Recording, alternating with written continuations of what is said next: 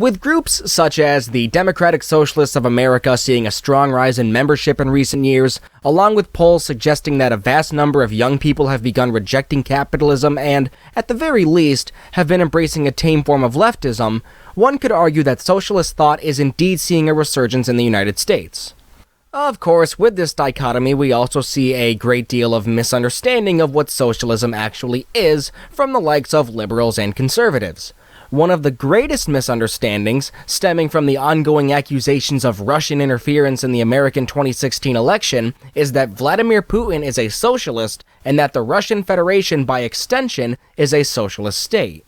Such a claim is based not on any actual evidence or research, but from the lingering and the arguably resurgent ideals of McCarthyism, along with the Russophobia that has grown prevalent as a result of the election controversy. This essay serves to refute such notions of ignorance and to bring clarity to the problem that is this ahistorical narrative. We will begin with analyzing the claim that Vladimir Putin is a socialist leader.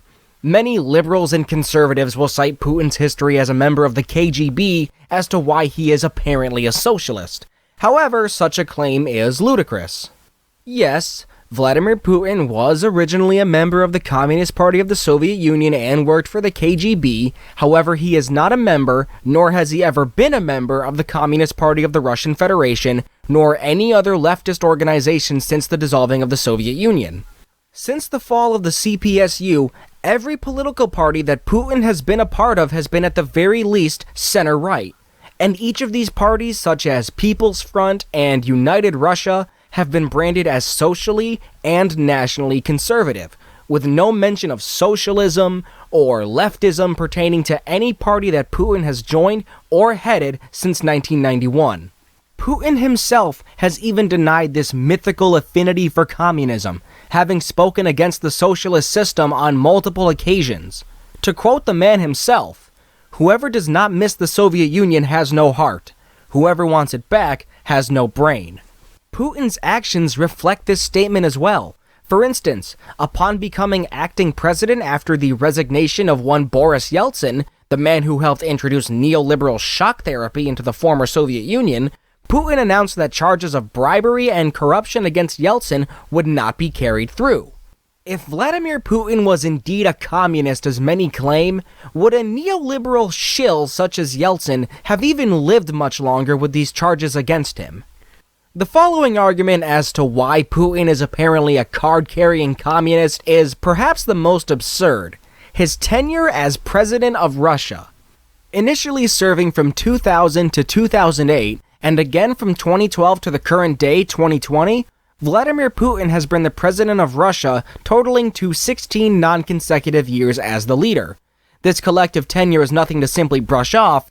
However, a capitalist leader holding office for longer than 2 terms is nothing new. Franklin Delano Roosevelt held office as President of the United States for 12 years throughout 4 consecutive terms. Though term limits were officially set in place after his death, this same logic would imply that FDR was a secret member of the Communist Party simply for the length of his time as leader. Augusto Pinochet orchestrated a coup against Chilean President Salvador Allende, one of the first ever democratically elected Marxists, in September of 1973.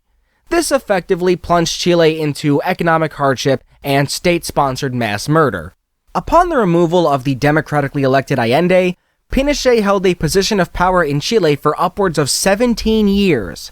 Pinochet's rule is characterized as a military dictatorship, one in favor of capitalism, one that carried out a mass campaign of murdering leftists and others who may oppose the US-backed government. Does Pinochet's length of time as leader make him a communist? After all, his time as dictator of Chile is basically the same length as Putin's collective time as president. Red Scare paranoia is still going strong. For some, that paranoia is directed at China, and for others, many of the same people even, that paranoia is directed at Russia and Vladimir Putin. Rather than accepting that Hillary Clinton, the DNC, and Washington in general are incredibly corrupt, they decide to scapegoat Russia because liberals and conservatives would rather blame outside forces rather than completely accept that American democracy does not truly exist. To blame communism is an age-old proverb for those who don't even fully understand communism. However, it's arguably even worse when the country that they're claiming to be socialist hasn't been for nearly 3 decades. Vladimir Putin is not a socialist, and the Russian Federation is not a socialist state.